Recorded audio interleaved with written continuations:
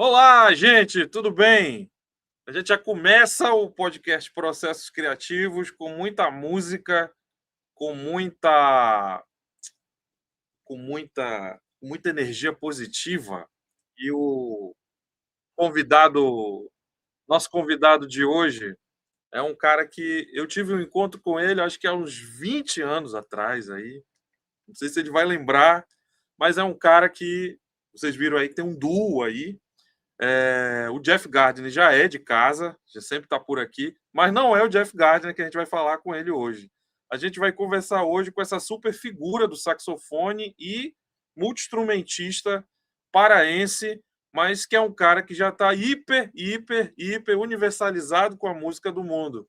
Paulo Levi, cara, seja bem-vindo, cara. Porra, cara, que honra te ter aqui. E que legal que a gente conseguiu trocar essa ideia, mesmo que virtual. Eu acho que eu não posso nem fazer tanta delonga, cara, que há muito tempo eu queria ter te conhecido mais, ter conversado mais, mas pelo menos a gente vai ter aqui um pouco de conversa e um pouco de saber um pouco da tua história com a música. Tudo bem? Como é que tá por aí? Maravilha. Tô feliz por ter a oportunidade de estar falando com você. Obrigado pelo convite. Paulo, tu estás em Hong Kong agora? Não, agora, esse momento, eu estou em Zurique. Ah, em Zurique. Ok, É, ok. Zurique. Legal, É. que legal. Então a gente vai começar do início mesmo. Conta pra Hum, gente um pouquinho como é que foi, como é que foi a tua história com a música, o teu encontro com a música, aonde aconteceu, quem foram as pessoas que proporcionaram, quando, onde. hum. Olha, cada vez que eu tenho a oportunidade de falar um pouco, eu quero justificar um monte de coisas assim que eu ouço falar Aham. a meu respeito. Então, eu prefiro entrar na minha experiência quando eu era criança, com a música. Eu era garotinho, assim, talvez 2 anos, 3 anos. E eu me lembro que eu via uma pessoa dentro de casa e ele tinha uma, um atabaque. Ele tinha um instrumento chamado atabaque. E Uhum. ele me convidava para tocar no instrumento. Era assim, uma pessoa negra, muito bonita, os dentes lindos, brancos. E eles, vem cá, vem bater aqui, né? E eu olhava, tipo, uau! Ia para lá com ele e ele pedia para que eu batesse no tambor. E eu me lembro como se fosse hoje. Foi assim uma situação excepcional, porque quando a minha mãe me viu, ela disse: meu filho, o que estás fazendo ali? Eu disse: não, mãe, está me chamando para eu fazer música com ele. Então, anos depois, eu soube que aquele lugar onde eu nasci era um lugar excepcional, era um lugar de encontro afro-brasileiro, de música afro-brasileira, entendeu? Olha que legal.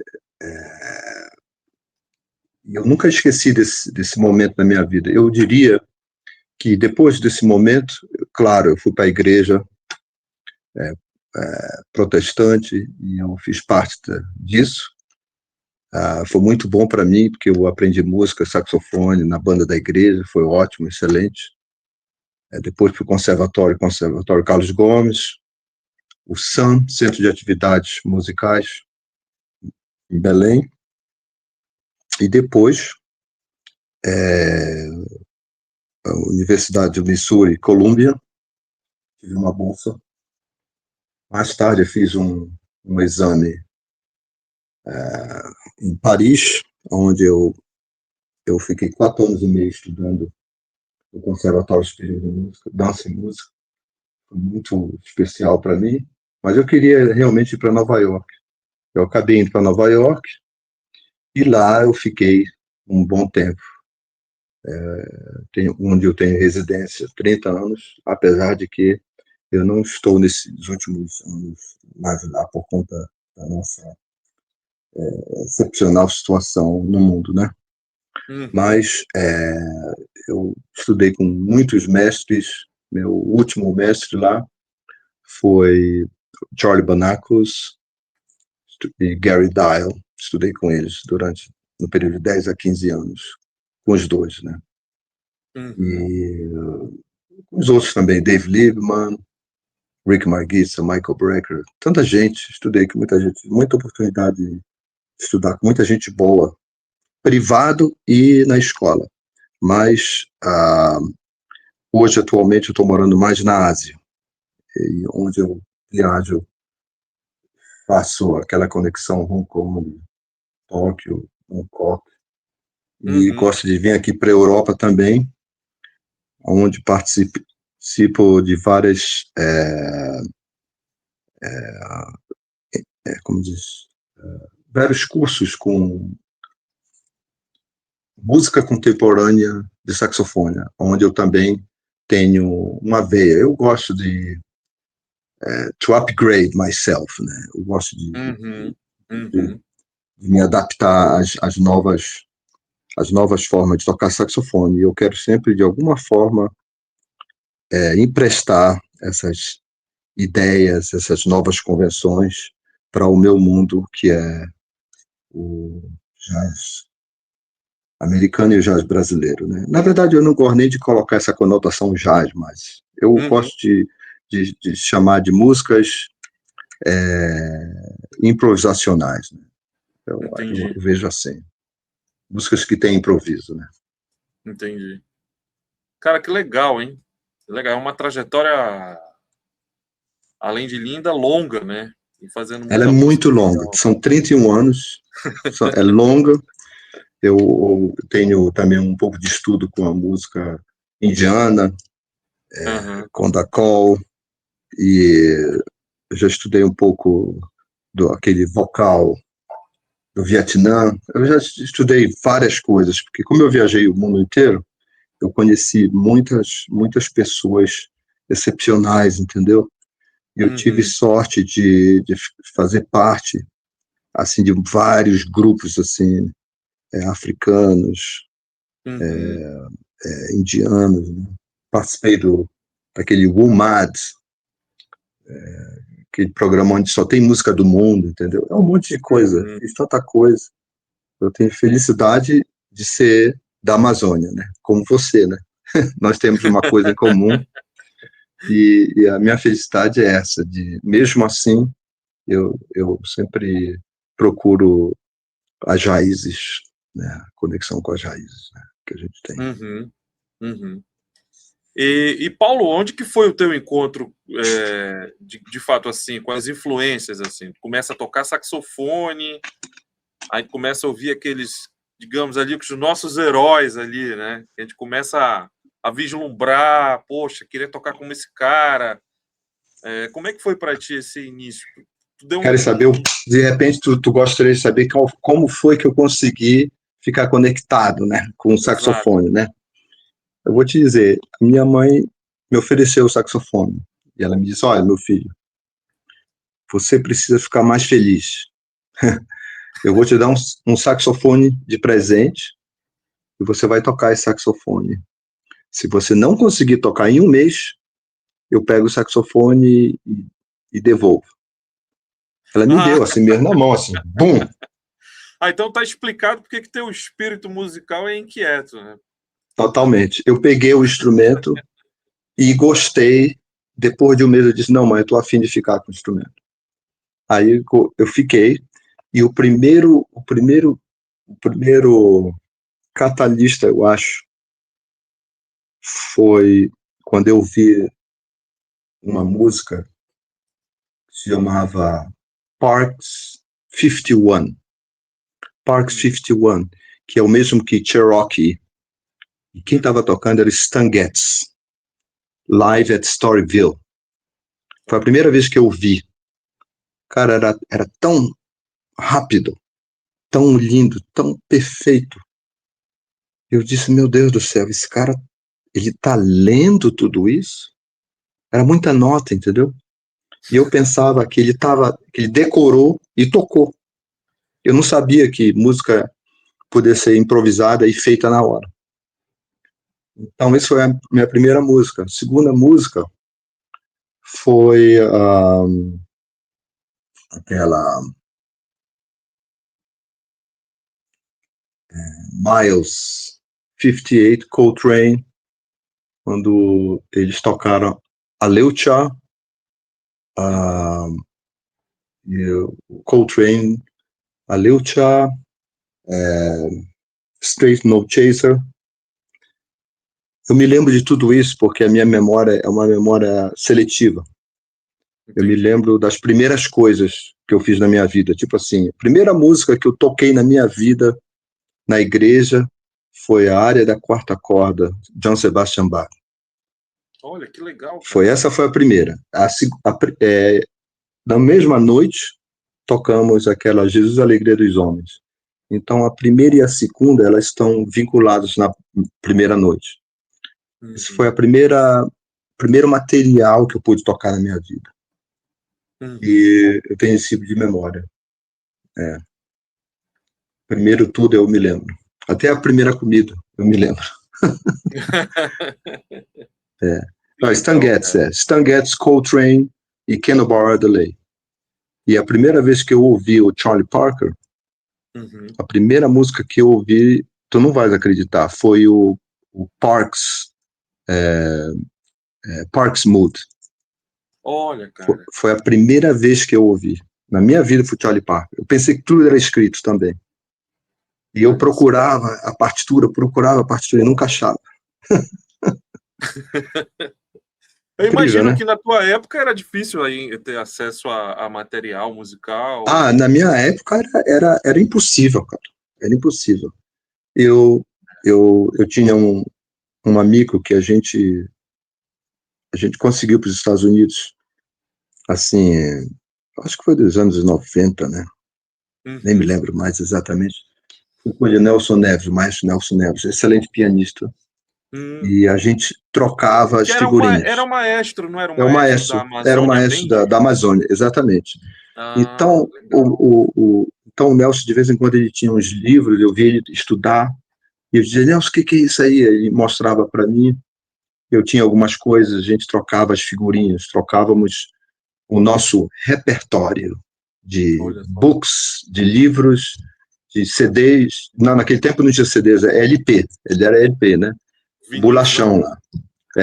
Vinilzão, livros. E, cara, a primeira vez que eu ouvi um livro de modos gregos, era tudo em inglês, era do Nelson. E eu consegui convencê-lo a, a obter, a fazer fotocópia. E naquela época só era fotocópia, Xerox, né? Aham. Xerox, né? E foi assim, a gente fazia o que a gente podia, cara. Quando eu consegui para o Rio de Janeiro a primeira vez para ter aula com as pessoas que eram bem melhores assim que eu, diz eu ia para um programa, tinha os caras ali, mas quando eu via os caras tocando, eles não mostravam tudo, não. Eles não mostravam tudo. Eles não gostavam de mostrar. Ficava lendo um pouco do Charlie Parker, mas ninguém gostava de explicar muita coisa. Então o pessoal aqui do norte era sempre assim, meio que numa bolha, né? Hum. Mas isso foi bom para mim, porque no final das contas eu sabia que eu queria alguma coisa que não existia em lugar nenhum. E acabou me puxando para ir para uma direção quase que impossível. Olha só, cara. Né? Interessante. É interessante saber esse teu primeiro enfrentamento, né? De sair da tua Imagina, cidade, de ir para outro imagina, um lugar. garotão como eu ouvindo na Amazônia, primeira vez, É, Mr. PC, Tribute to Coltrane, Wayne Shorter, Rich Bayrak, Jack DeJohnette, Dave Liebman. David Liebman. Uau! Cara, Caramba. quando eu vi a primeira vez, eu não acreditei. Eu digo, cacetada, que coisa louca, bicho, isso daí. Os músicos são todos loucos. E quando eu encontrei com o Dave Liebman. E eles falaram para mim sobre essa noite. Então, cara, era assim um sonho, né? Um garoto que veio lá da floresta encontrar esse pessoal que eu ouvi quando era criança. Eu digo, bicho, eu te ouvi lá na Amazônia. Como é que você fez aquele solo? Me explica como é que foi isso. E eu acabei ficando assim uns 15 dias com ele, entendeu? Estudando. Aham. Uau, foi tão especial, cara. Caramba, Especial. caramba. Outro dia a gente estava conversando Hum, e por causa do Jeff Gardner, mandar um abração é, pro Jeff, é é, que o Paulo conseguiu, a gente conseguiu conversar, porque é. eu estava falando que eu te conheci, Paulo, há uns pouco mais de 20 anos atrás, por causa do Sérgio Galvão, que te levou lá no curso de Brasília. A gente Ah, estava Sérgio é lá maravilhoso, meu amigo. Tu sabes que o Sérgio e. foi o primeiro saxofonista alto, né, que eu vi tocando maravilhosamente bem na minha frente. Foi o primeiro, Olha, que legal. improvisando. Ele tinha 18 anos e eu tinha 15. Olha só. Entre 14 e 15, em janeiro. Então eu tinha acabado de fazer 15 e tinha 18. Cara, foi a primeira vez que eu vi ele tocando assim na minha frente. Eu, cara, esse cara toca muito. E ele estava ensaiando com aquele guitarrista, o Nelson Faria. Nelson Faria. Foi assim. O irmão também do. Quem me levou nesse ensaio foi o irmão do Do Sérgio. Serginho. O É Lula. o. Não, o baixista que se foi. O Ah, sim, baixista, que ele era o diretor lá o Carlinhos, é o Carlos, o Carlinhos, maestro. é. Depois virou. Ele disse, Paulo, vem cá pro ensaio, vem ver meu irmão tocando. Esse cara é muito gente boa, bicho, ele gostava de mim, não sei nem porquê. É que ele via aquele pessoal ali do norte, né? É. E eles, vem cá, vem cá. E ele me deu uma música assim, que ele tinha arranjado assim para 5 saxofones. Cara, cabeluda pra cacete, era muita coisa, era um arranjo que tinha feito. Eu ficava estudando assim, e ele viu que eu tinha maior prazer de ficar estudando.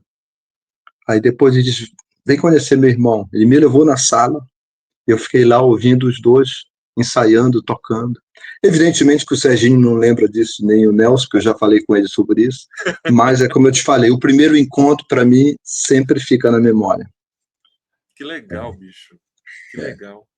E tá falando na figura do Carlinhos, né? Eu cansei de ver ele ajudando alunos assim do top da gente, né? Já da Hum. minha geração lá. Ah, A é, galera ele que maravilhoso, cara, chegava, maravilhoso. a galera que chegava e atravessava, sei lá, vinha do Maranhão de ônibus até Brasília, e às vezes os caras não Eu tinham aprendi nada muito vendo ele. Aprendi muito vendo ele assim tocando, o cuidado aham, com as harmonias. Aprendi muito. Pô, olha Deus só. do céu. Foi o maior prazer quando eu comecei, que eu toquei no Rio de Janeiro. Era eu, ele, Cliff Corman.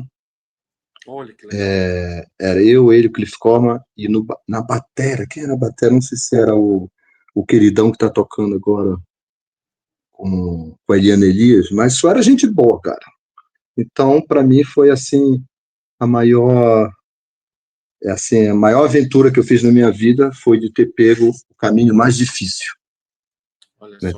Tinha um caminho mais fácil e o caminho mais difícil. Aí eu peguei o mais difícil. Caramba.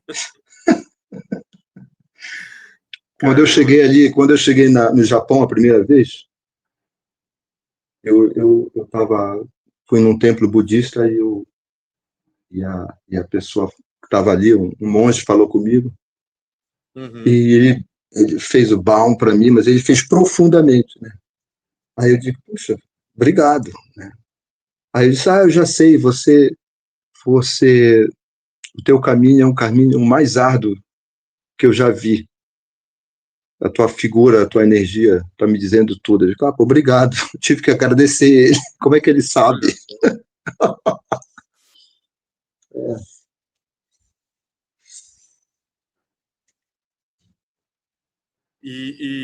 Paulo, a gente estava falando do Lieberman, né? Outro dia. É, é. E o Lieberman pintou aí um certo tempo, ele deu um pulo aqui em Manaus, né? Eu acho que ele falou para mim. E aí você tinha comentado que vocês conversaram, né? Ele falou, fui lá em Manaus. Maravilhoso. No Cara, teatro, né? ele tocou no teatro com a gente. Cara, é incrível a cabeça dele. Ele não é 24 horas música, ele é 25 horas música, assim. Ele, não, é um gênio, né, cara? O negócio é que o Lieb, ele é um Aham, daqueles judeus que que a gente estava conversando sobre isso. Ele é um cara que aham, ele pode falar de muitas coisas. Ele pode falar de música, ele pode falar de literatura, ele é formado em história, aham. né? Ele gosta de. Ele não para. Se você tiver assunto, ele fala, sem parar. De vez em quando eu tive a oportunidade de falar com ele sobre Krishnamurti, entendeu? Essas coisas, essas Uhum, filosofias. uhum. Ele sabe de tudo isso. Mas é aquela história, né, cara? Você chega muito perto de uma pessoa assim, você vai acabar entrando assim, no espírito e pegar os maneirismos do cara. Mas também tem que ter cuidado, né? Porque o cara é ser humano também, igual a você, igual eu, igual a você. Então, eu não sei você, eu acho que você é assim também. Sabes quando tu aprende de alguém, um mestre, aí você vê que aquilo que o cara faz não é só as notas, não são só o que ele escreveu, mas é o modus operandi que ele trabalha, tem um espaço assim ao redor, que tem a ver com os livros que ele leu, tem a ver com as viagens que ele fez, tem a ver com as experiências da vida dele, entendeu? Então, ele carrega toda aquela informação na música dele, né? Então não é só nota, né? Então a gente vê o cara, de vez em quando, a gente diz, pô, como é que ele fez isso, cara?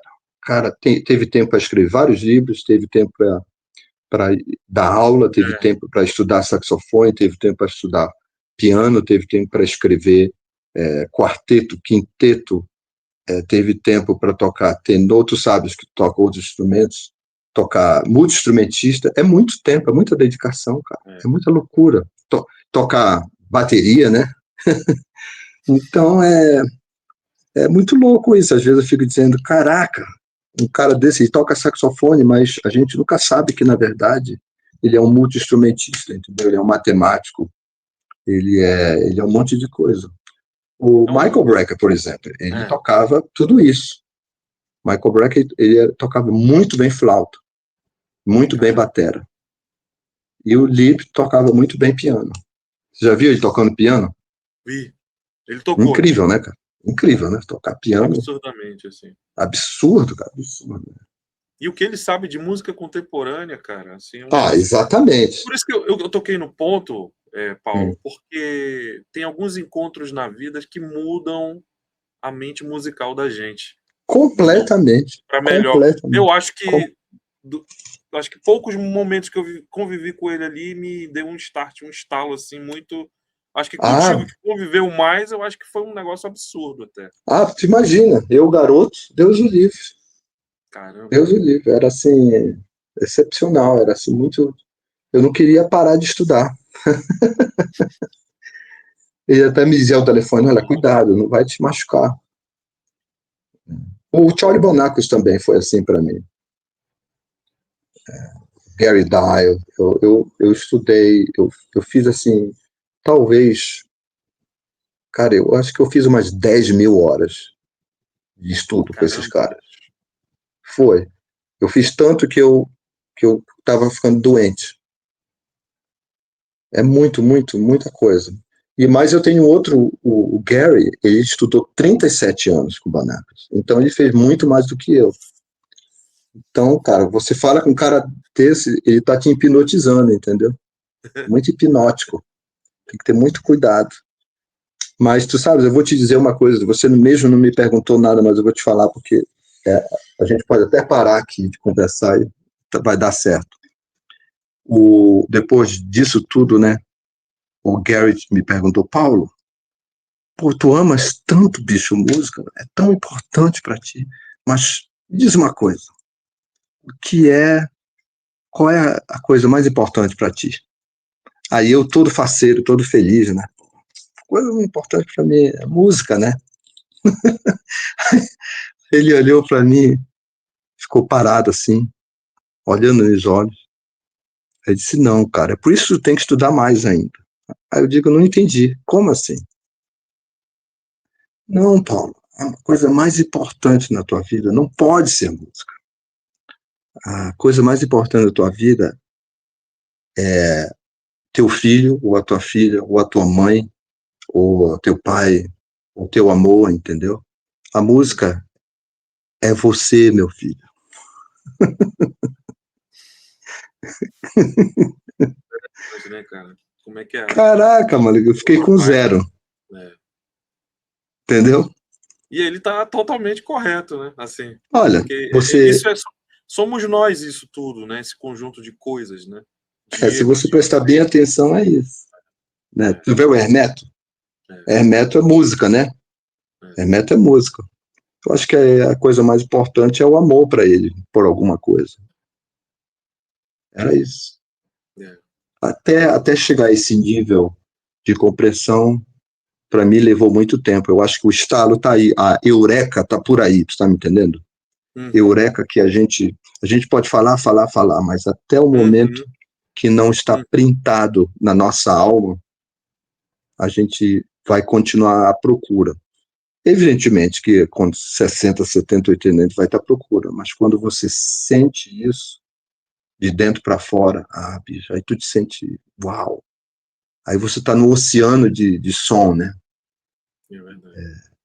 É uma outra parada, né? Você não, já procura de uma forma diferenciada. Quem sabe num sorriso de uma criança, quem sabe, entendeu, num olhar do teu pai com você, da tua mãe com você, né? É o espiritual, né, cara? Total, É total, o espiritual totalmente, né? total, Interessante. total, exatamente. Cara, que massa. Que legal. Paulo, como é que é o teu dia a dia atual, Hum. no sentido de processo criativo mesmo? Como é que é o teu estudo? Como é que é a tua cabeça musical nesse sentido do diário? Pô, Hum. acordei hoje, eu tenho que compor, vou fazer isso, Eu vou vou fazer te. aquilo, tenho É, uns trabalhos para. entendi. Hum, Deixa eu ver como é que eu vou te dizer exatamente. Como eu trabalho com configurações diferenciadas, tipo uhum, assim, às vezes eu tenho muita sorte de estar com o Jeff, tocando a música dele. uhum, Mas eu também toco em trio, quarteto, quinteto, orquestra sinfônica uhum, e e big band privadas, entendeu? Então, uhum, como estou mais velho agora, eu sei exatamente o período aonde vai existir aqueles 2 meses, 3 meses ali na Ásia, tanto uhum. na China como em outras partes da Ásia. As pessoas são muito bem organizadas, muito melhor que a gente, Entendi. e elas já 3 meses, 6 meses, elas se organizam, entendeu? E nisso daí eu já sei o instrumento que eu vou tocar. Por exemplo, se eu precisar de tocar na televisão flauta, então eu estudo flauta diligentemente todos os dias, 2 horas por dia, até chegar aquele momento, até chegar aquele momento, né? Agora, quando eu estou para cá, que eu estou aqui para o West, né? Eu já estudo escritura todos os dias. Eu escrevo todos os dias. Olha só. Eu todos os dias estou escrevendo e eu pego agora o saxofone e eu só toco o que eu ouvi. Ou seja, eu faço os meus próprios exercícios. Eu não pego mais, tipo assim, trabalho feito. Eu ouço, só se eu gostar, se eu achar lindo, eu ouço e tento. Eu trabalho mais o ouvido agora, né? Uhum, A escritura mesmo, assim, eu não faço tanto, eu deveria fazer. Sabe aquele, tu pegas aquele livro e começa a dar uma lida? Eu não faço isso. entendi. Eu tento mais escrever meus próprios exercícios. Eu me aplico muito nas minhas fraquezas, entendeu? Eu sei aonde elas estão. Então, quando tem uma sequência de episódios assim, eu vou lá e faço os meus próprios exercícios. Isso daí eu aprendi com os meus mestres, entendeu? Até com o Michael Brecker. Entendi. Eu aprendi como você capitalizar naquilo que você acha o mais chato, o mais boring, o mais impossível. Porque é ali que tu tem que estudar. Eu vou lá, dou uma trabalhada, uma sequência de harmônica, um trabalho no saxofone que você não gosta, os ângulos do saxofone, né? Que é Uhum. difícil pra cacete, é ali que tu tem que estudar pra cacete. Agora, por exemplo, eu estou fazendo um trabalho toda manhã, aonde eu eu imagino exatamente como vai ser meu dia. Eu estou ali na cama, já estou imaginando. Eu vou estudar isso, isso, isso. Eu vou fazer 10 breaks, 10 pausas. As minhas pausas são todas contadas e, e o meu trabalho é um trabalho muito árduo no sentido que eu toco tudo ultra devagar. Olha só, cara, que legal. É ultra devagar e é sempre com metrônomo. Então, na verdade, quando eu toco uma música, eu nunca toco no tempo normal, né? Às vezes eu toco assim a 30 BPM, no máximo 40 BPM, e quando eu vou tocar, eu tenho maior tesão em encontrar a música ali a 120, porque só é dedo, né?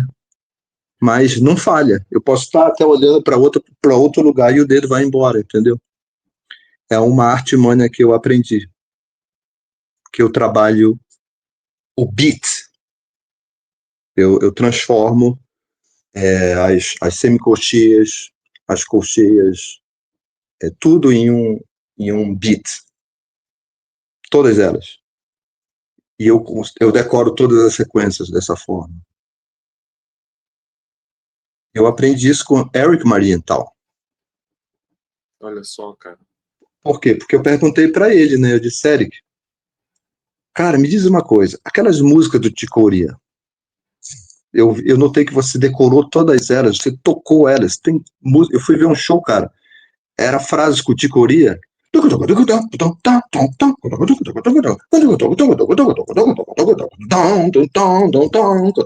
Pô, não parava. Era muita coisa, entendeu? E, bicho, como é que tu decorou tudo aquilo ali? Aí ele me explicou. Tu tens que fazer ao denominador como o mínimo. Tem que pensar como se fosse a whole note, half note, quarter note. Até tu chegar ali, até tu chegar naquele tempo ali, já vai estar tudo assim, taca, taca, taca, taca, taca, taca, taca, taca, taca, taca, taca, taca, taca. Mas a pausa é fácil, a pausa vai vir. Aí quando tu chegar na pausa, tu vai cantar tudo e o dedo só vai fazendo atrás. Até tu chegar lá, tu precisa de um tempo, né? Uhum. É um processo, né? Interessante. O processo é mais importante. Agora, o que é incrível é que eu nunca vi ninguém falar isso na sala de aula. Eu falo para os meus alunos, todos os alunos. Uhum. Ah, tem muita nota. Eu digo, não, só tem uma nota aí. Sabe aquela história de você improvisar e o aluno chega e diz, pô, foi muito legal, como é que você decorou aquele negócio, aquela progressão do giant steps, countdown, essas coisas? Eu digo, não, cara, na verdade é tudo 80 notas é igual a uma nota é igual a 80 notas, tu tem que colocar tudo para baixo. Uhum. É o processo que é importante, entendeu? Especialmente pra gente que toca instrumento de sopro, né? Porque o Uhum. piano tá aqui, né? O piano tu faz assim, tu nem precisa respirar, não é? Mas pra gente, né, cara? É outra história, é Você verdade. toca barítono, já o barítono não é, a velocidade já não é, tu vai ter que respirar diferente, pensar diferente, né, cara? Soprano é rápido, né? Soprano É, duro, rápido, né? Alto, mas alto em relação a tenor, já o tenor já te carrega mais para cá, é. né? Então tem essas manhas aí que só a gente que sabe. O saxofonista que toca piano ou toca baixo, ele se dá melhor, não é? Na harmonia, né? Uhum. É a mesma coisa. O saxofonista que toca batera, esse cara tá bem na foto. Ele tá muito bem na foto, É. Cara, não é é? interessante que é verdade, porque desde quando eu te ouvi a primeira vez, eu tive a Hum, oportunidade de te ver ao vivo, que foi hum, mais legal. hum. E É, antes eu te escutava, né? Te é, escutava quem dizendo, São Paulo Levi, tocando é, com Ney Conceição, com é, fulano, com ciclano, com não sei quem. é, Eu te fiz essa pergunta justamente por isso, que como a gente aqui tem nesse canal tem um público de alunos e é, estudantes, é, uma coisa que eu acho muito interessante de ti e que é raro ver isso em saxofonistas é essa coisa camaleônica, né? Me parece que tu é um cara no soprano totalmente diferente do alto, totalmente diferente do tenor. é isso aí. Parece que tem É, várias mentes dentro da tua cabeça. Aí tu me eu sou, contando agora essa né, história faz que tu tá sentido, né? dizendo que se organiza, Tá, e aí é, é um é, personagem é, para é cada verdade. filme. É Tu um tem que negócio muito ver, interessante isso, né, bicho? é verdade. O Paulo Levi, o Paulo Levi ele é esquizofrênico, né, cara? Ele tem, e são vários instrumentistas, vários. Porque imagina, você vai tocar numa orquestra sinfônica, né? Assim, lá na China, para 28 milhões de pessoas. É outra Aí o vibe, né, cara, cara? aí o cara ele diz assim, olha, meu filho, eu quero que você toque, vocalize 8 compassos Rachmaninoff na flauta. Bicho, eu não, olha, cara. Aí depois, 45 Que minutos foda. depois, ele decide que você tem que tocar um solo Michael Brechiano num funk. É funk. Ah, meu irmão, tu tem que ter uma cabeça, um cérebro assim, cheio de compartimentos, entendeu? Graças a Deus que eu já sei disso. Então, eu já estou fazendo o meu estúdio de antemão. São, Uhum. são anos e anos, entendeu? E eu me preparei para isso. Mas eu não quero mais fazer isso. Sinceramente, eu não quero. Porque acaba que você se desgasta, né? No começo é legal, tive o prazer, eu me ver no vídeo tocando flauta, assim, aquele som, 8 compassos, cara, lindo, ó, maravilhoso, né? Mas depois, mas depois aquela grana que te pagaram, que, aliás, diga-se de passagem, é excelente, você ganha muito bem para fazer isso na televisão, lá, Uhum. e você vicia. Aí tu vai para casa, aí tu vê um amigo teu vindo dos Estados Unidos, e Paulo, vamos fazer uma jam session. Quando tu vai para jam session, adivinha, tu não consegue mais tocar. Por quê? Porque aquele outro cara, que é o jazzman, ele não é o mesmo cara que está tocando na televisão, os 8 compassos. Não é o mesmo cara, não. É um outro cara. Loucura, né, bicho? É. Ele não é o mesmo cara. O cara do funk não é o mesmo cara. A não ser se o Marcel Park venha para fazer um show, né? Uhum. Porque a televisão ela é ultra precisa, o que é uma vantagem para as pessoas que, que são, como é que a gente fala? Craftersman. Eu não sei como é em português. Como é que é crafter? Craftersman. Aquela São. pessoa que É, são especialistas, né? Especialistas é, no instrumento, no instrumento, né? Então, você estuda para aquilo e você só faz aquilo. Mas você não uhum, cria nada. E uhum, quando você não cria nada. Mas quando você vai para um show para te mandar ver, cara, você não consegue mais uhum. tocar. Eu vi muito isso acontecer, muito. Porque essa outra pessoa, né, que faz isso, ela, ela, ela trabalhou o cérebro e o corpo dela de uma outra forma, né? Eu vejo esses músicos brasileiros incríveis, cara. Como é que os caras eles tocam com cantores divinamente, tocam Sim. chorinho, que não tem nada a ver É. com a música do cantor, e depois tocam baião, né? Depois forró, uau, incrível, né? Eu sempre digo assim, olha, não vamos misturar as bolas, não vamos, tipo assim, o fulano de tal é melhor que o outro é mais fodão que o outro. Não, não tem isso não. Tem Uhum. especialidade. Você vê um cara, o Spock tocando frevo, você pode pegar o Michael Brecker, ele não vai tocar daquele jeito, vai ter que Aham. estudar pra cacete, É, não é? é um, E não vai é um tocar. artesão para cada É um coisa, né? artesão, exatamente, entendeu? É É a verdade. mesma coisa para outros estilos de música também. E é isso. Então, eu virei especialistas, mas o que eu gosto de tocar mesmo, se possível, são as músicas assim autorais.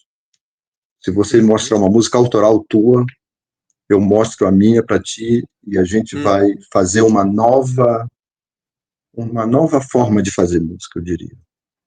As outras músicas, a gente tem sempre um modo de se meter, né? De se enxertar, de fazer o Entendi, trabalho, né? entendi.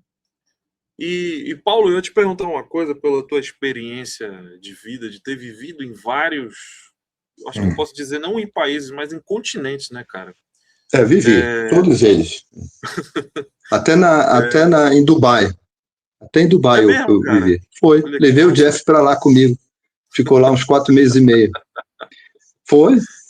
Nós tínhamos o trio lá. Era eu, o Jeff e a Nica. Nós tínhamos um trio açaí.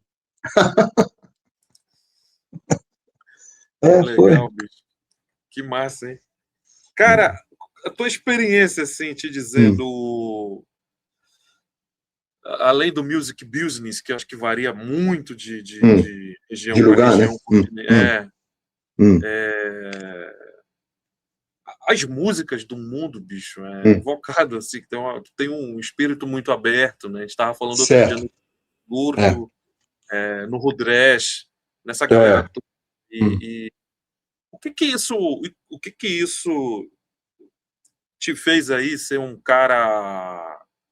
Tu és um cara da mente de um cara de explorador que anda pelo Hum. mundo, como É. se a gente estivesse em 1500 e tá andando pelo mundo descobrindo coisas ainda, Hum. e É. a gente Sempre é. em 2026 ainda. O que tu tá procurando ainda na música?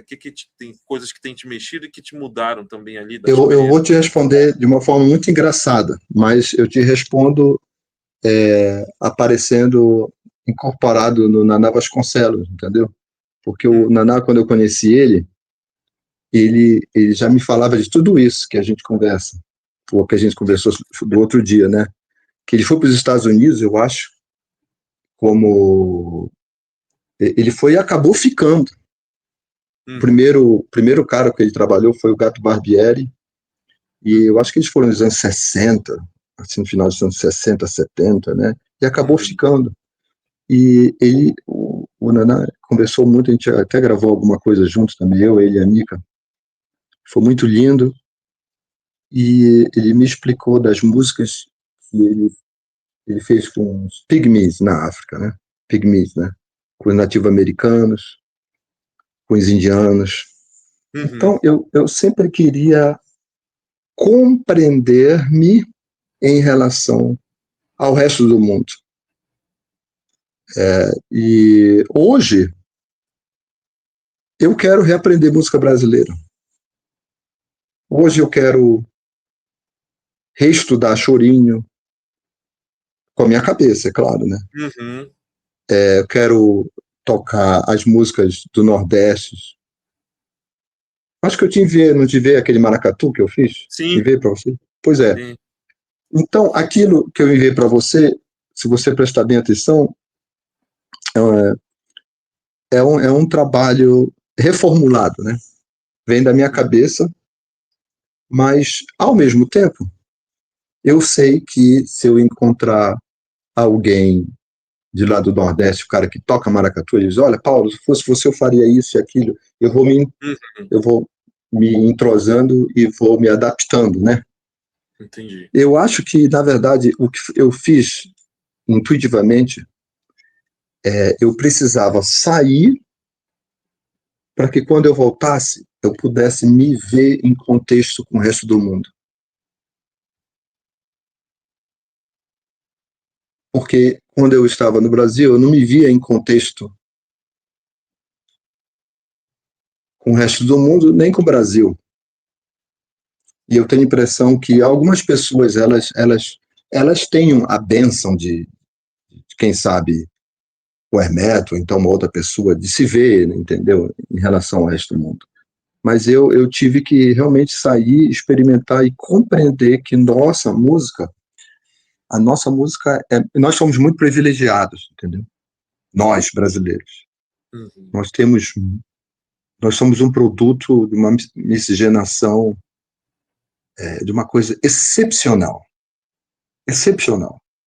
Por exemplo, se você me perguntar, e Paulo, me fala um pouco da música da China. Eu vou te dizer, a música da China não tem o lado africano, não tem um ritmo. Me fala da música do Japão. A música do Japão também não tem. Me fala é, da música, digamos, europeia. Tem muita polca. O africano que tem hoje na música europeia é via França, Exato. né? Graças a Deus, né? Uhum. Mas, mas quando a gente pensa no Brasil, cara, a gente pensa nos Estados Unidos, o africano está ali. É imediato isso. Já pensou os Estados Unidos sem um africano? Não teria o jazz, né? Não teria Porra, quase nada, né? pô, não teria muita coisa, cara. E não é? Agora, quando a gente já fala da Índia, cara, Konda Call e a música desses caras é de um outro planeta. É aquela história que a gente conversou outro dia. Tem muita matemática ali dissimulada de uma forma orgânica. É um universo. São 8 mil anos de cosmologia para ali, né? Então, atenção. A gente só tem 500 e poucos anos aqui. China tem 5 mil anos. Tarará. Os caras são 8 mil anos, entendeu? Então, eu fico dizendo, ali tem tudo quanto é espírito. Tem maior medo de ficar lá e nunca mais voltar. Por conta disso. É mesmo, é um negócio excepcional. Então, eu acho que eu quero voltar para o Brasil, reaprender a nossa música e emprestar tudo que eu peguei das minhas experiências lá fora, né? Eu acho que a música contemporânea é o maior barato. Essa história do microtom, atonalismo, tudo isso é interessante, mas é bom também voltar à raiz da tríade, da,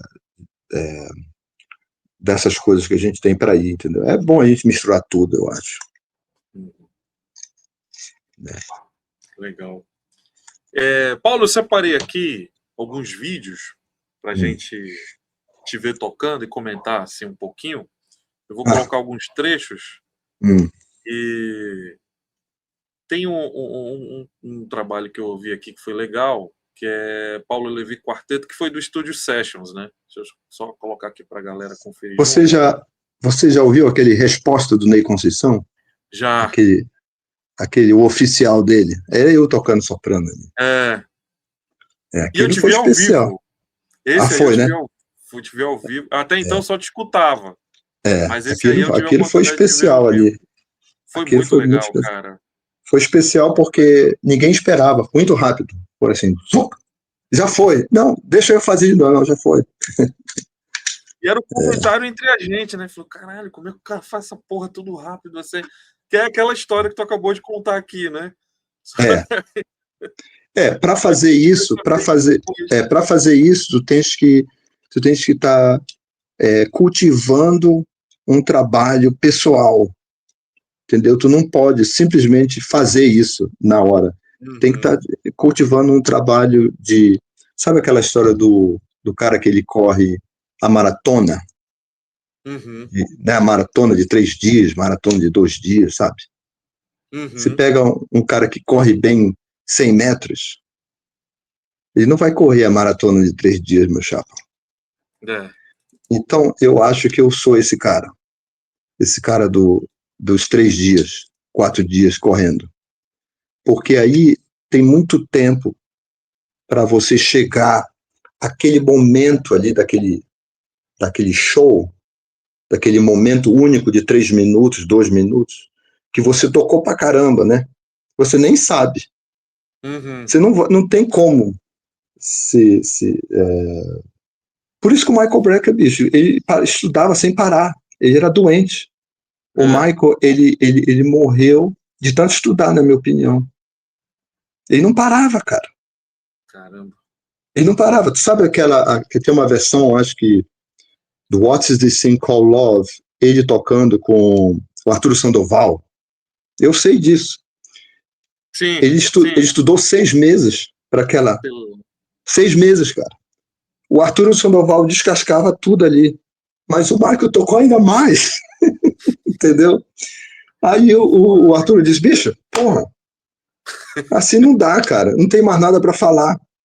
Quanto tempo você passou? Eu passei 6 meses estudando. Pô, para com isso. Eu acho que foi num disco que eles têm What's This Thing Called. Caraca, então entendeu? É o long runner. O cara tá fazendo isso há 40 anos. É óbvio que ele vai estar tocando maravilhosamente bem. Agora, Agora, no meu caso, tem uns momentos assim que são melhores que outros, porque ou eu não pego no instrumento, ou eu quebrei o dente, né? Mas isso é outra história.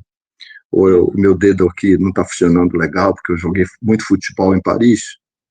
Então, esse dedão aqui da oitava, às vezes ele trava, né? Não é igual o outro dedão. Mas é isso, é normal, faz parte. Legal, bicho. Deixa eu colocar o resposta aqui para a galera só conferir o início. Eu não vou Vai colocar lá. todo porque, como é E gravação. tem improvisação, né?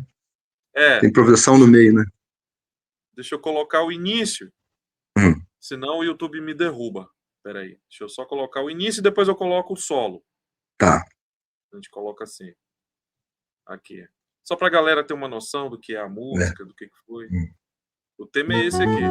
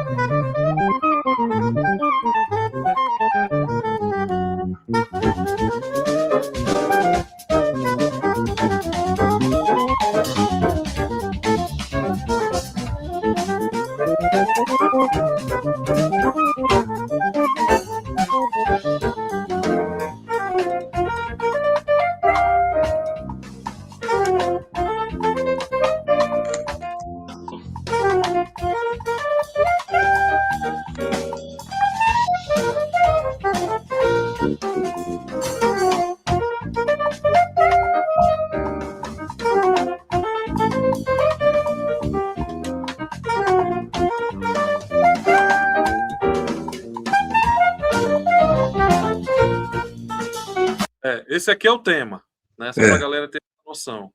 Deixa eu passar aqui. Onde que era o teu solo?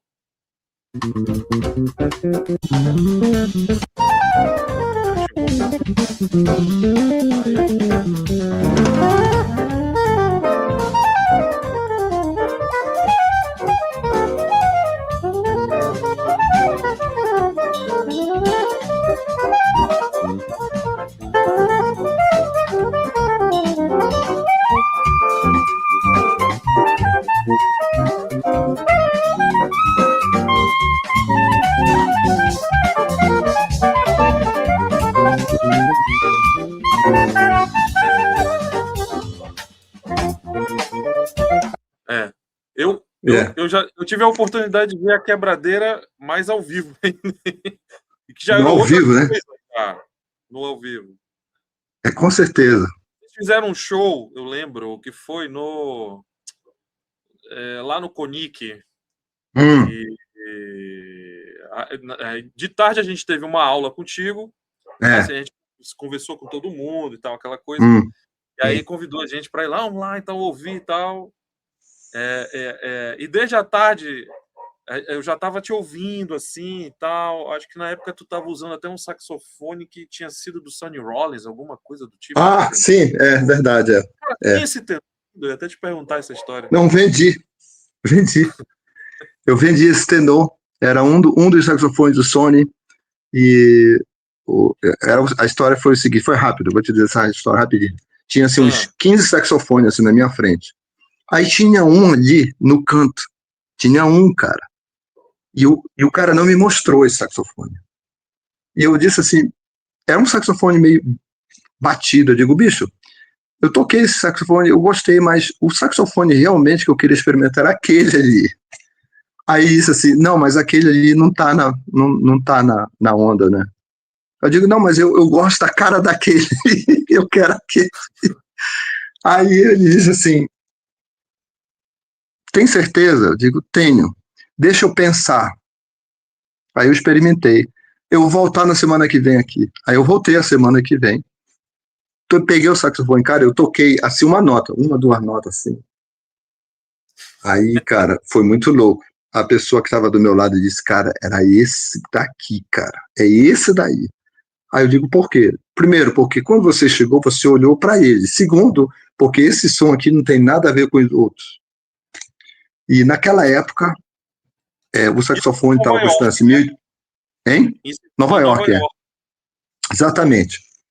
Aí o Roberto, ele disse assim, é o seguinte, Paulo, esse saxofone não pode ser vendido. Ele era um dos saxofones do Sonny Rollins, e ele queria vender, mas ele queria vender assim bem mais caro, entendeu? Tem que pedir para ele. E eu consegui convencê-lo. E eu comprei assim, peguei um monte de dinheiro assim, pá, comprei. E aí quando eu cheguei Foi na China, com o Roberto Wins. Roberto, exatamente. Ah, Aí legal. quando chegou quando foi assim, uns 20 anos depois, 25 anos depois, um chinês me viu tocando e disse, cara, esse teu som, cara, puta que pariu. Aí disse, bicho, me vende esse saxofone. Só que aí eu fiquei pensando, eu digo, eu pedi quase 3 vezes mais o preço. E o cara me pagou. Aí eu digo, não, bicho, é o seguinte, eu preciso fazer a piscina na minha casa. Eu vou vender meu saxofone e de repente vou fazer meu CD também, com o Duduca da Fonseca. Acabou. E foi isso. É. Cara, que história, hein? E aí tu tava até falando uma coisa que depois eu acho que na hora eu Hum, entendi pouco. hum, Depois, com o tempo, eu fui entendendo algumas coisas. Tu tava falando de um trabalho que tu tinha de trio, baixo, hum. tenor e batera. E tu Isso. falava muito do ritmo, Hum, como tu estava procurando ver dentro daquela formação, que hum. é difícil tocar nessa formação sem ter um É, instrumento harmônico. você tem Tava que. me falando que tu procurava, dentro da rítmica, Hum, determinadas coisas que sincronizavam harmonicamente ali para ti. exatamente, exatamente. É, tem que desenvolver isso de uma forma que, que seja brasileiro também, entendeu? Uhum, E eu sempre queria saber como é que se faz isso. Eu gosto muito de ver o Malta, por exemplo, tocando. Eu sou muito fã dele. Eu acho uhum, que tem tudo a ver aquela forma de fazê-lo, né? uhum.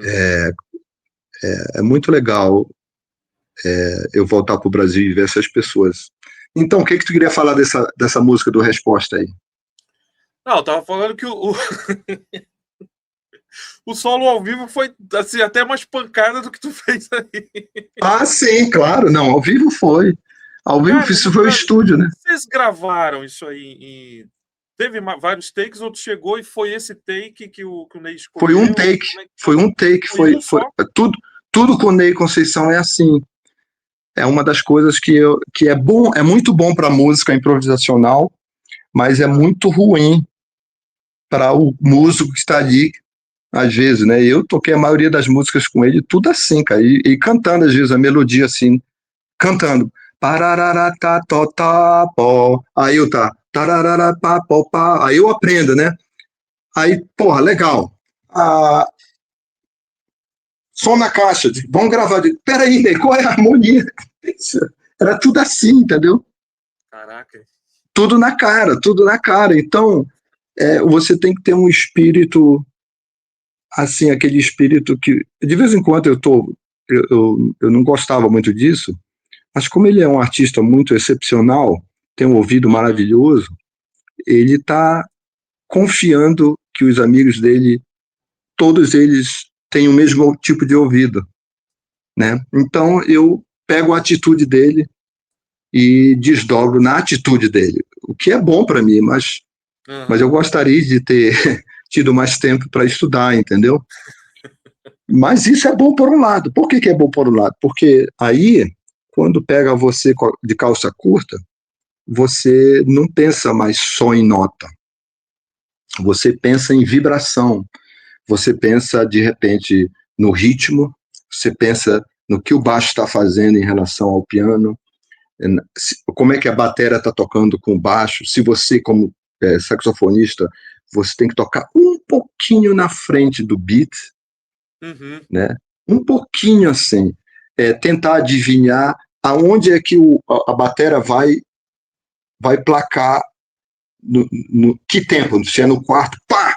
E quando ele fizer isso, de repente tu vai junto com ele. Parece até que está ensaiado, mas não está ensaiado.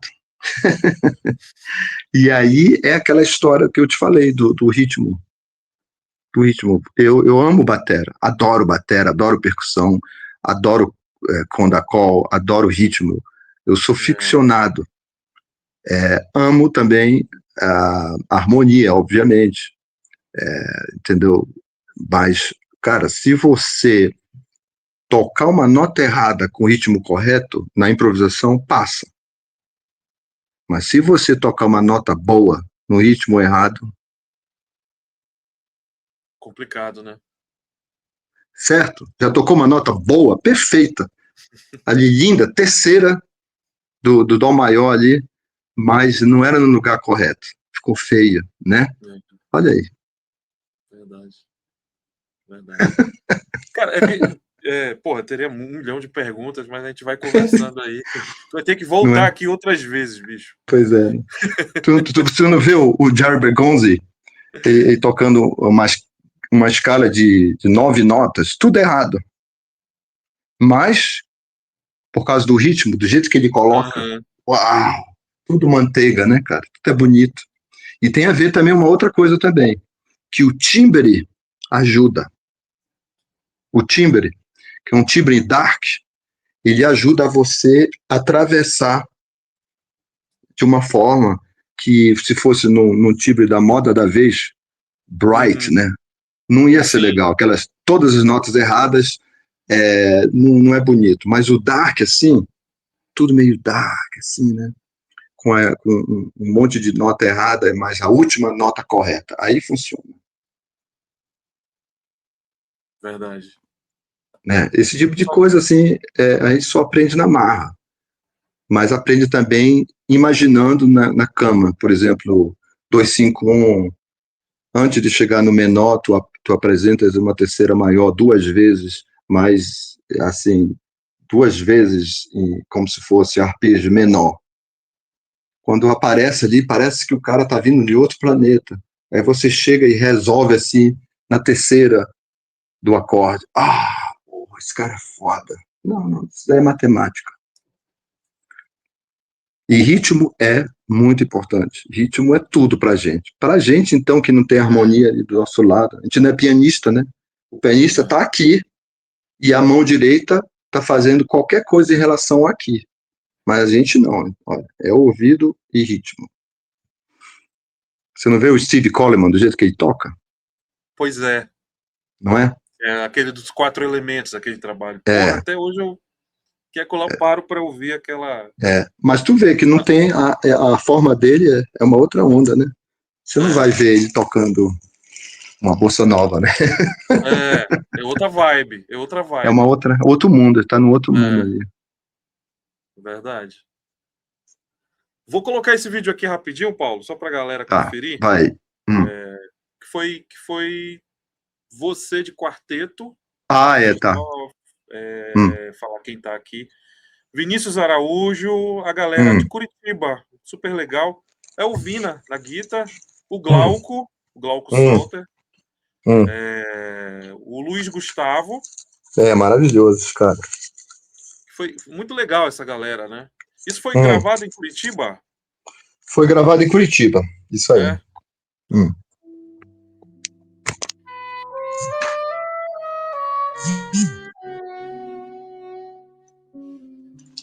é outra coisa aqui já, é outro Paulo já até. Isso aí é.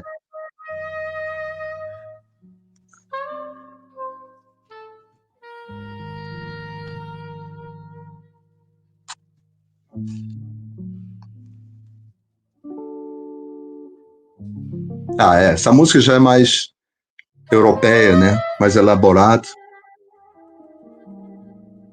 12 tonalidades aí.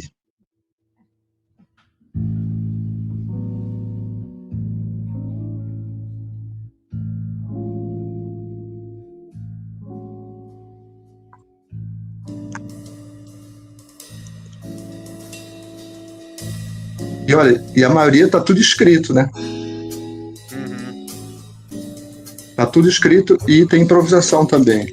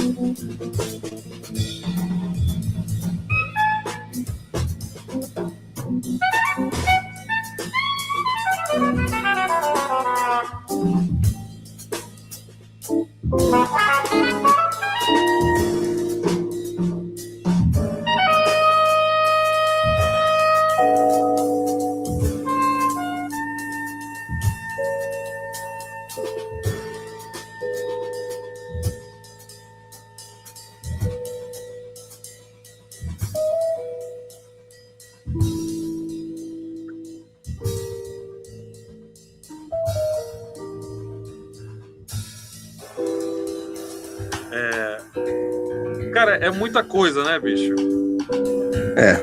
Me diz, mas como é que você ouve isso? Eu tenho uma curiosidade, como é que tu ouves isso? Eu posso te explicar exatamente o que é, mas eu tenho curiosidade de saber como é que as pessoas ouvem. Dá um pause aqui, ó. Aí. Cara, primeiro que é outra vibe, né? Assim, é outro... É um outro mundo, né? É outro mundo, Você vê até que minha camisa está escrito em japonês, samurai. Aonde é uma outra sensibilidade, Abner. Cada nota é um planeta.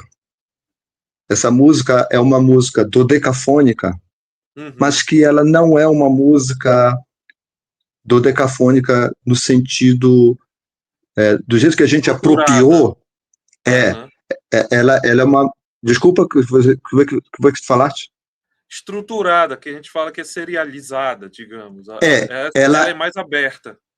Ela tem uma organização aonde só nós, os músicos, sabemos. Mas cada planeta, ela é, na verdade, acredite ou não, baseada em tríades. Pra te ver, né, bicho? Olha, tá vendo?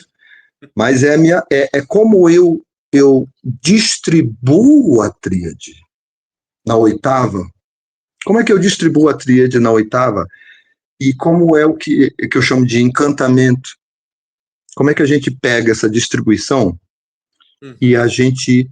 Atenção, vou dar uma aula de graça aqui. Muda a direção. Se você prestar atenção, você muda a direção das tríades. E quando você muda a direção das tríades, você cria um lado gravitacional excepcional.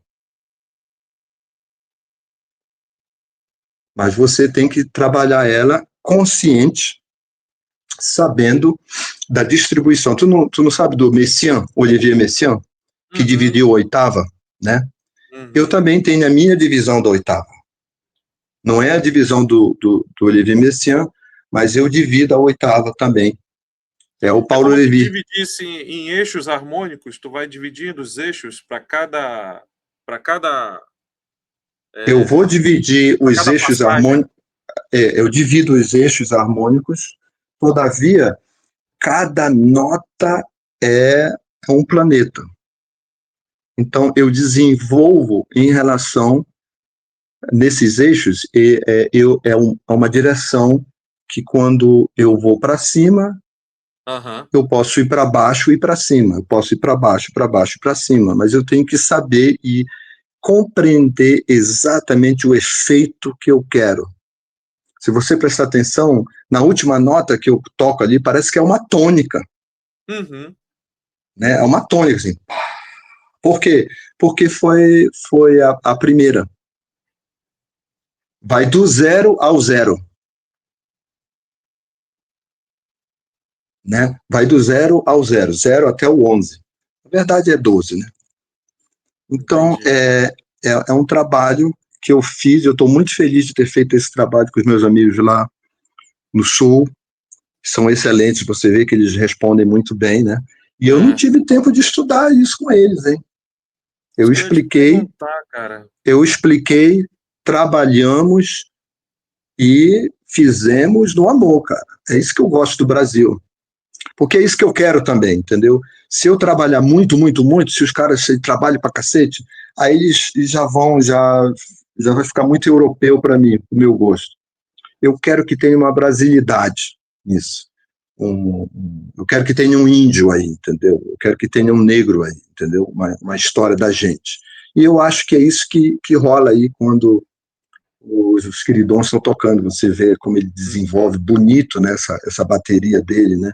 Ele uhum, não tá. Se fosse um cara maravilhoso europeu que eu conheço aqui, fazia. Não, uhum. não. Não é nada assim. Já com o Luiz, ele toca de uma forma bem afro-brasileira. Uau, tão gostoso, né, cara? Está à vontade até de dançar numa música dessa, entendeu? É isso que eu É, quero na minha música. Porque eu tenho vários estilos, sabe, Abner? Eu escrevo uhum. de várias formas, mas dependendo, dependendo da situação, eu imagino, eu pego o melhor das pessoas. Por exemplo, eu estou muito feliz com esse grupo aí. Que legal, Eu, bicho. é, e é tudo meio escrito e improvisado. Não tem nada de, de como dizer assim, de fazer sem consciência ali. Tudo consciente. Entendi, Pô, legal entendi. que você pegou isso daí. Eu não esperava. Não, é interessante. Pô, eu gosto muito. Até falei, pô, o Paulo tá numa outra vibe, assim. Cara, é por isso E que eu tô te você vê, falando. A gente e você vê tava. que o duo, né? O duo com o Jeff já é uma outra, né? É Uma outra outra coisa. coisa. Tem nada Os a ver. trabalhos com o Ney, outra É coisa. outra coisa, não tem nada a ver. Fora os vídeos Trabalho que tu me mandou, que eu nem compartilho porque não dá tempo, mas, por não exemplo, dá, é. a gente me mandou um monte de coisa que era outra coisa também. Tem Não tinha nada a nada ver, né? uma coisa com a outra. Absolutamente nada a ver. Tem quatro Isso que é coisas ali que não tem interessante. nada a ver. E E o quando eu tô mesmo com. instrumento, hein? O mesmo É, soprano é uma coisa lá no Ney, aqui é outro é. cara, é um outro É um cara no outro homem, soprano. uma É outra isso que é entidade, é. interessante.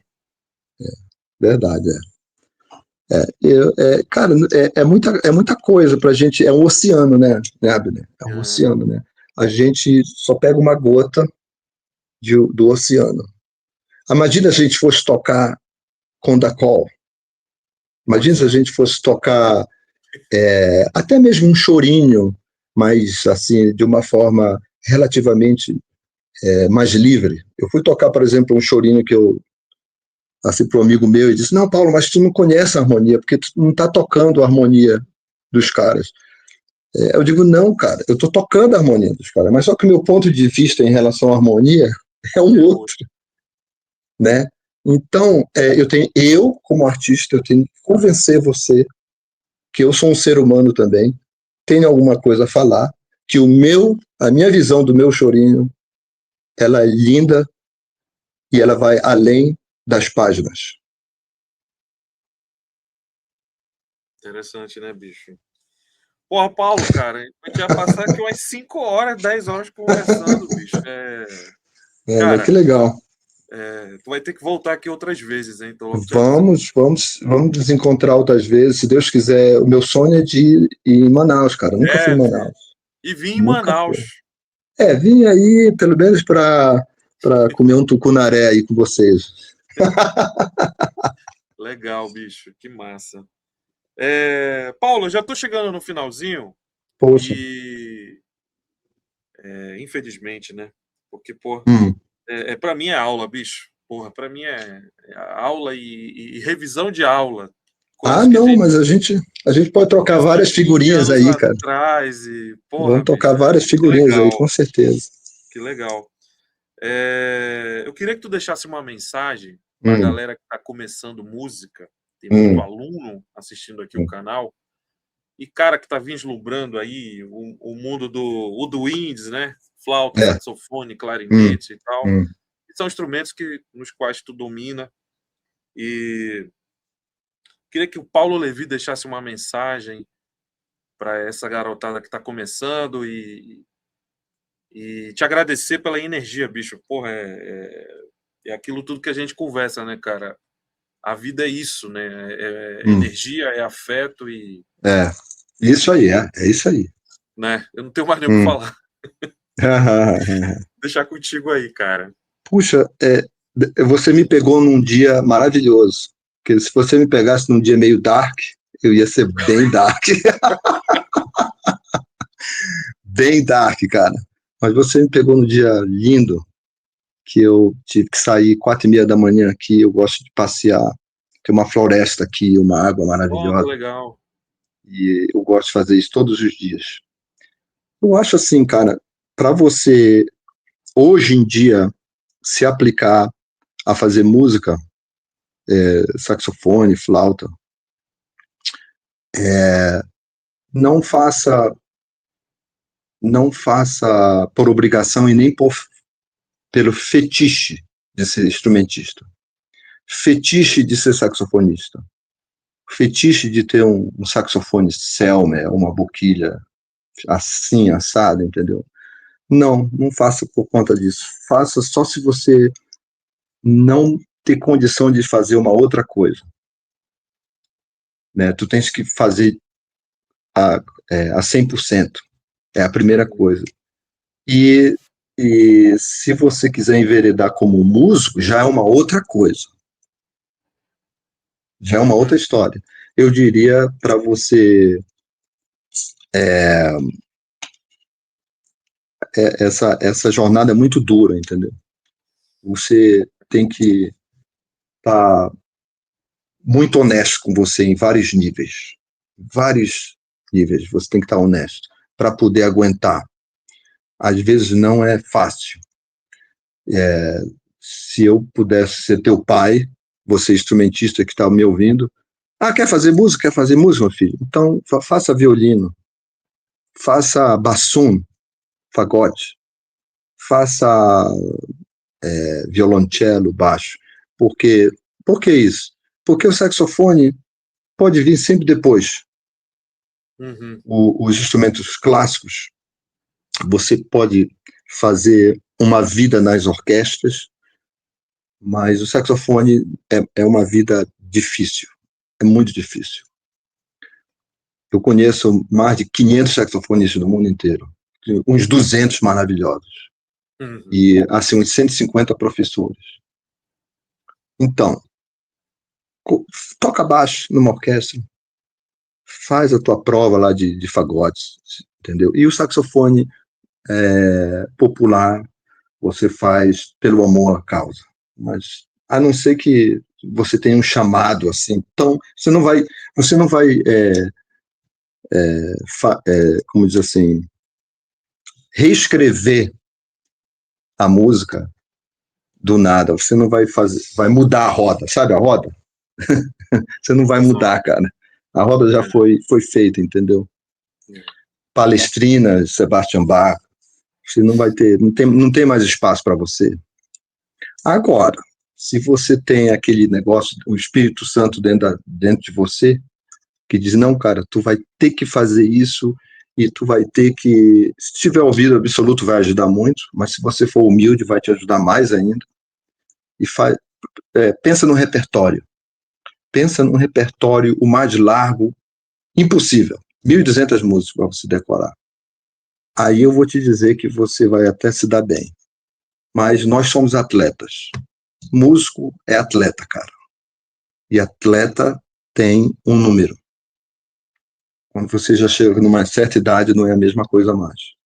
Aí já é o espírito que te leva. Não é você mais, é o espírito que está te levando, entendeu? Imagina, Coltrane morreu com 40 anos, Parker morreu com 35, Michael Brecker, 55, entendeu? Esses músicos que a gente ama, é o espírito que levava esses caras. Não era outra coisa. Né? Até o nosso Hermeto, É. esses caras, entendeu?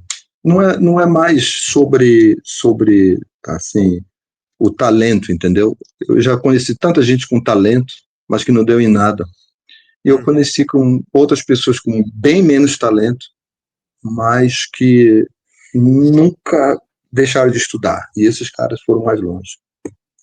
Então é uma conexão que você tem que ter, e seja humilde, seja honesto com você mesmo e com as pessoas, seja bonzinho, mas sabendo que fora da nossa bolha de músico é muito mais difícil do que a gente imaginava, eu diria. Você fala com esses caras, esses tipo assim, esses músicos verdadeiros, cara, eles têm cada história para te falar, que a gente nunca vai saber, entendeu? Quando a gente sabe falando com eles, a gente fica pensando, puxa, eu queria saber disso antes. O cara, ele é o que ele é, mas não é por nada, não tem nada a ver com nota mais, entendeu? Não tem nada a ver mais às vezes tem a ver com a mãe dele, com a mulher dele, com a filha dele, não é? É isso aí. Porra, cara. Pô, Paulo, porra, obrigado mesmo, bicho. Pô, tá Obrigado. informado pra gente voltar aqui e fazer Tamo juntos. Meu maior prazer falar contigo e estamos aqui para qualquer coisa. Que massa, cara. Que legal. Eu vou encerrar com música aqui. Ok. Compartilhar aqui mais um solo do Paulo. Outro solo. Outro Paulo Levi. É outro Paulo, né? É o que é mais legal isso, né? É isso. Galera, conversei aqui com essa figura maravilhosérrima, Paulo Levi, saxofonista, flautista, clarinetista. O cara domina tudo aí. É camaleônico. Pô, confiram tudo, comentem, compartilhem. O Paulo vai voltar aqui para a gente falar mais. Tem muita coisa para falar que a gente nem não vai dar tempo, o tempo é curto. Mas, Paulo, brigadaço mesmo. E a gente vai continuar se falando aí e seguindo aí. O Paulo ainda tem compromisso para voltar para Hong Kong, tem muito trampo para fazer. Eu vou agora para Macapá, hein? Vou ensinar lá. Três dias. Pode falar rapidinho? Dia 25 ao 30 em Macapá, tem que ver no meu site, Paulo Levi, Instagram, 76. Beleza. Vou colocar aqui na descrição do vídeo todas as redes sociais do Paulo e o site, para todo mundo estar entrando em contato e tal, quem quiser fazer aula também. Enfim. Beleza! É isso. Valeu, queridão. Aqui, e a gente vai...